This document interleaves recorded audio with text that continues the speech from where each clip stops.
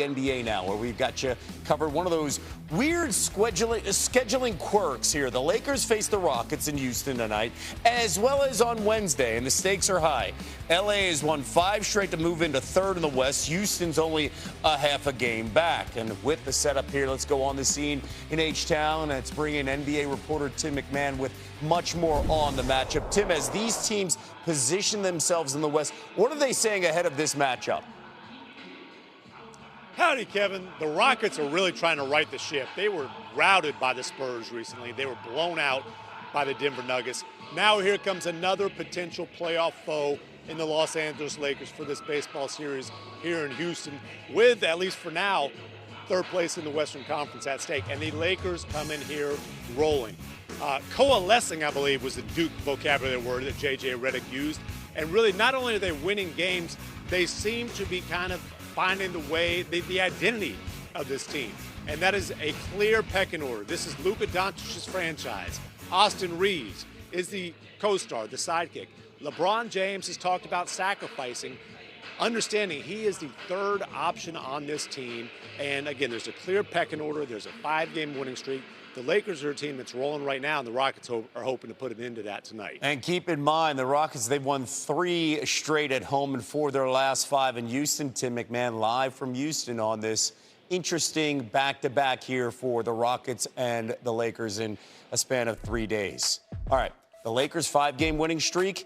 All right, it's the second longest active win streak in the West behind OKC's 8 straight. The bad news for LA is that Houston, Denver, and Minnesota all have easier remaining schedules according to ESPN Analytics. Iman Shumpert, our NBA champ, joining us now on the program. Iman, what matchup are you watching tonight when we talk about the Lakers and the Rockets? Well, when you start talking about the Lakers, I love what he said over there. And howdy to him over there in Houston. But you start talking about the head of the snake, and that's Luka Doncic. The good thing about Houston is Houston hangs their hat on the defensive end. They're one of the top 4 teams defensive rating. But I want to see Iman Thompson take the challenge and saying, I'm going to fight over screens. I'm going to keep this matchup as much as I can with Luka Doncic and see if Luka will actually say, I'm going to go at you. What we've seen from Iman Thompson is his ability to shave your shot clock down.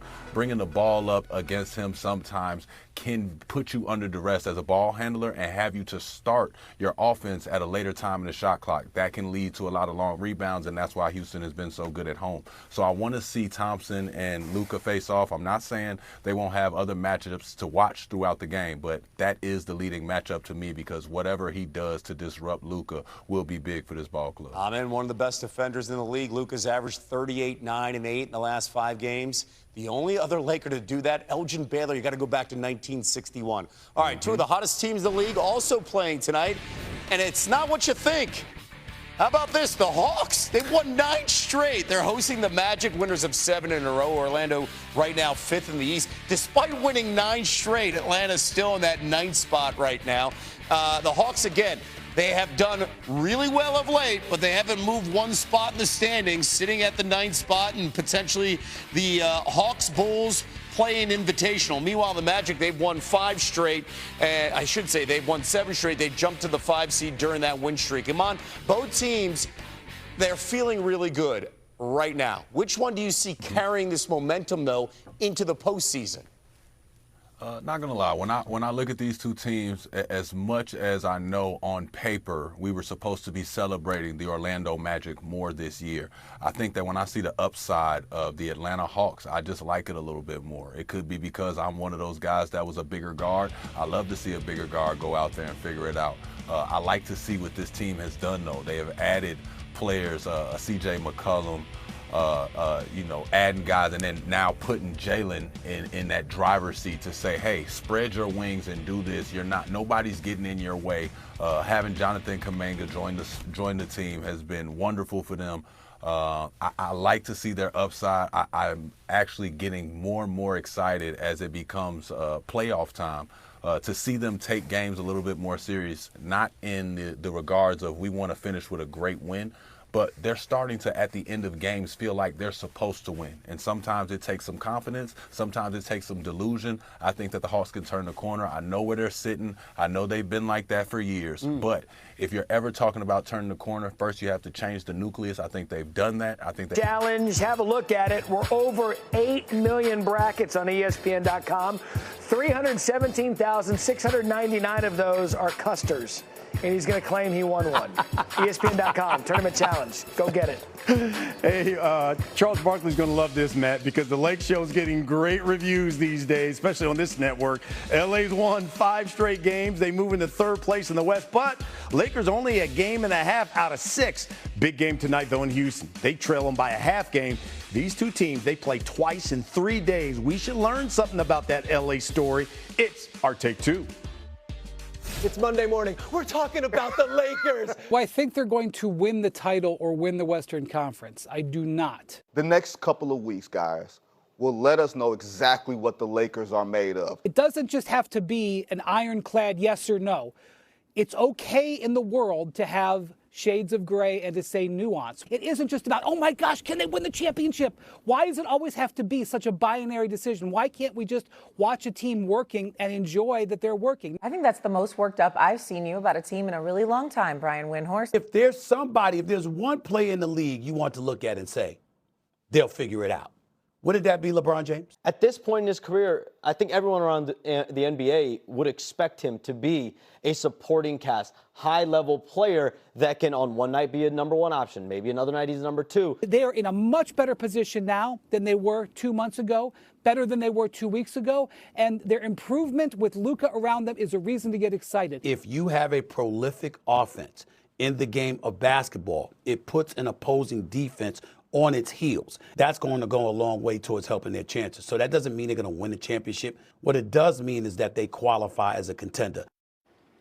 The champ is here, our NBA analyst, Iman Shumpert, with us. We call him the voice of reason. So let's talk about the Lakers. Specifically, what do you like out of them during this win streak that you see? I see that AR is back, and he has mastered being a guy that they can look at to say, I'll do the broken play. I will get the rebound that we shouldn't have gotten, bring it back out to the three-point line, straight line drive. I will make sure that Luka doesn't have all the pressure on him to score it. And I see that relationship starting to develop where they see themselves as a 1-2 punch.